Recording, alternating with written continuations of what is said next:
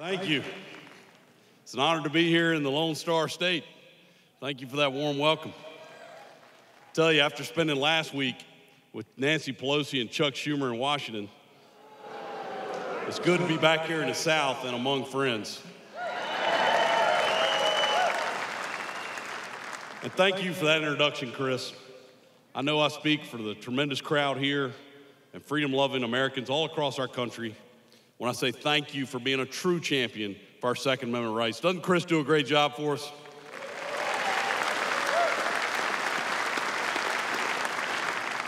I also want to take a moment to thank Wayne LaPierre for his incredible work and leadership on behalf of our freedoms. Thank you, Wayne. Standing up to Washington's liberal elites and socialists isn't easy, especially these days when our rights are under attack like never before. But Wayne LaPierre and Chris Cox are there for us every single day fighting that fight. And last but not least, let me say thank you to all of you in this crowd and the millions of freedom-loving NRA members who couldn't be with us here today. Thank you for your courage. Thank you for your patriotism and common sense to fight for our freedoms. And before I go any further, I want to tell you a little bit about myself. I'm a Christian, I'm a husband, I'm a father, I'm a conservative.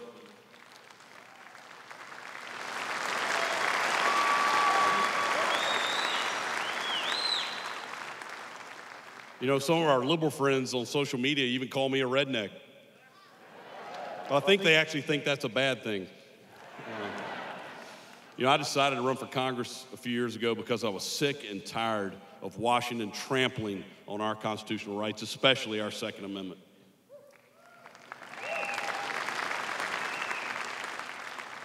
At a young age, I learned the responsibility that gun ownership carries. One of my first memories is going hunting with my granddaddy when I was about 4 years old. I can still remember getting on his back with my arms around his neck as he waded through a flooded area of timber wearing hip waders. I'm sure many of you have similar memories. You know, many of us choose to own a gun for hunting, for sport, for protection, and that's our right, protected by the plain language of the Second Amendment.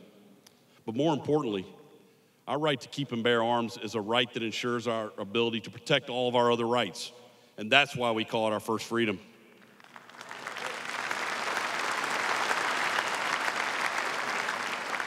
As President Trump rightly said, it's a right that comes from God and can't be taken away by government.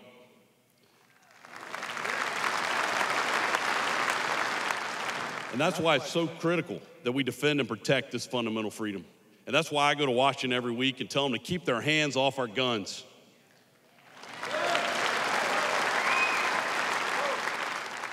Now, during the Obama years, I fought his liberal gun control policies tooth and nail. When President Obama tried to ban green-tip bullets, I joined the great Texas Congressman John Culberson, and we stopped him.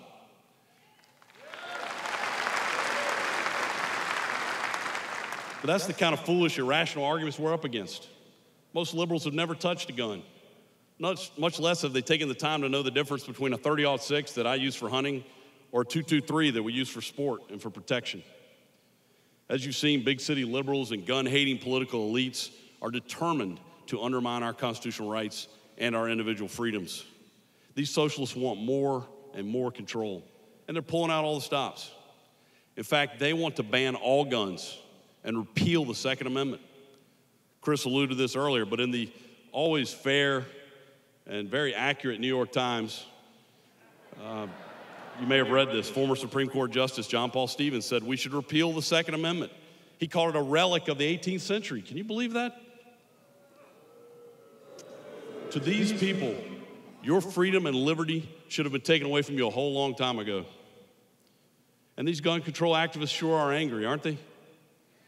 I thought we Southerners had cornered the market on creative sayings like, bless your heart and kiss my grits. But I've seen countless protesters. They've been in my office, they've protested in D.C., they protest the president. They have these signs plastered with curse words and images that would make a sailor blush. I have to tell you, my mom would have washed my mouth out with soap if I'd used some of these words. And you parents here would probably do the same, and for good reason. I'm not going to repeat the words I read on these protest signs, but I can tell you one of them starts with the letter F. I actually saw a person proudly forcing their child to carry a sign that said, F the NRA. Another one said, F your thoughts and prayers. Well, for those protesters and for the media here covering us today who gleefully show these images on national TV, we have a few F words of our own I'd like to share with you. How about freedom? Our freedoms are protected and enshrined by the Constitution. Our Second Amendment, our right to keep and bear arms, can't be extinguished or repealed. How about faith? These freedoms weren't given to us by government. Our individual rights are God-given, endowed by our Creator, and protected by our Constitution. The government didn't give it to us, and the government can't take them away. I got one more for you. How about family? I've seen so many families here today, young children at the convention. I can tell you, after my relationship with Jesus Christ, my family is the most important thing to me. It's our individual freedoms that empower me and you and other law-abiding Americans to make our own decisions about the safety and the security of our families. The bottom line is we have a right to defend ourselves and to protect our families. And like I said earlier, I'm a proud father. You know, my son Lane is 2.5 years old. I can't wait till he's old enough to go hunting with me. But he's a bright kid. Gets that from his mother. But when he sees President Donald Trump on TV, he'll point to the TV and say, Trump, Trump. He's a smart kid. And what a strong leader President Trump has been on our Second Amendment, am I right? What a great job he did earlier. And how about Vice President Mike Pence? What a great leader he is. Our president and our vice president are the aces in the hole. They're the reason I believe we're going to see my concealed carry reciprocity bill signed into law this year.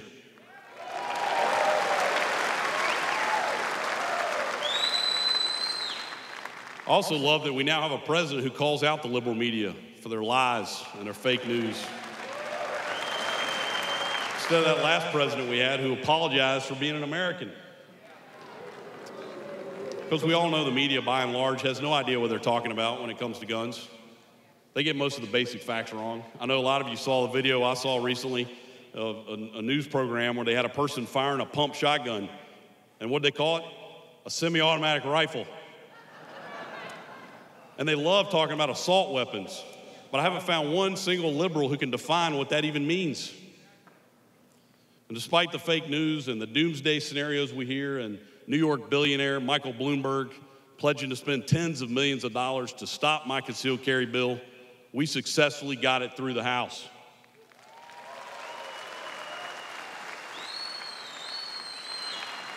And we've seen similar success stories all across the nation when it comes to our rights. We've gone from almost no concealed carry rights being recognized anywhere 30 years ago to having concealed carry in every state now, and concealed carry reciprocity passing the House. Now, why have we seen this success? Why have we been so successful in the face of this hyper-organized, heavily funded effort? It's simple, really. We have facts on our side.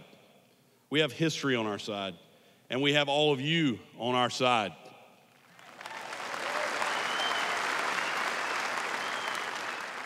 Now, we stand on the precipice of victory, but we have to get concealed carry reciprocity through the Senate.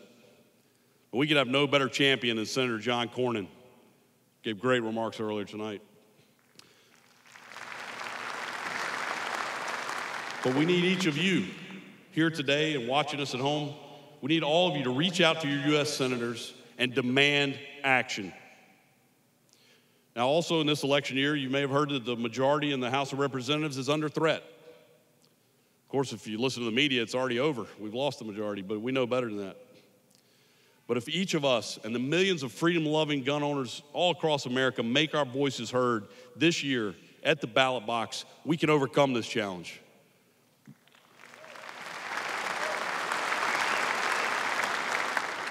Because we know what's at stake.